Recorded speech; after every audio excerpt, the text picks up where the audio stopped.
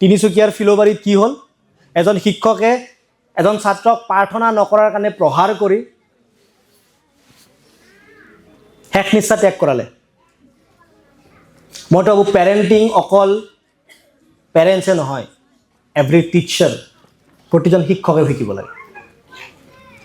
মই যোৱাকালি এটা ভিডিঅ' বনাইছোঁ তাত মই এটা ৰিকুৱেষ্ট কৰিছোঁ যে চাকৰি নাপাই কেতিয়াও শিক্ষকতা নকৰিব চাকৰি নাপাই কেতিয়াও শিক্ষকতা নকৰিব যদি শিক্ষকতা কৰাৰ জুনুনটো আছে তেতিয়াহে শিক্ষকতা কৰিব যদি আপুনি আপোনাৰ সন্তানক কোনোবা এটা অনুষ্ঠানত দিব বিচাৰি আছে তাত চাব তাত চাকৰি নাপাই পেলাই শিক্ষকতা কৰা শিক্ষক আছে নে জুনুন লৈ শিকাব খোজা শিক্ষক আছে আজি মেডামে মাত্ৰ কৈছিল যে মোৰ বংশগত গোটেই বংশই শিক্ষাত আছে চৰকাৰে সুবিধা নিদিলে বাট মই ষ্টাৰ্ট কৰিলোঁ এনেকুৱা শিক্ষক আমাৰ সমাজত লাগে এজন মেডামৰ কাৰণে হাত চাপৰি হ'ব লাগে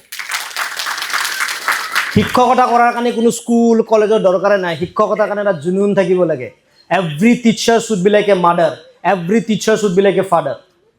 আৰু যিয়ে কেৱল চাকৰি পইচাৰ কাৰণে শিক্ষকতা কৰে তেওঁলোকৰ পৰা সন্তানক আঁতৰাই ৰাখিব তেতিয়াহে মংগল হ'ব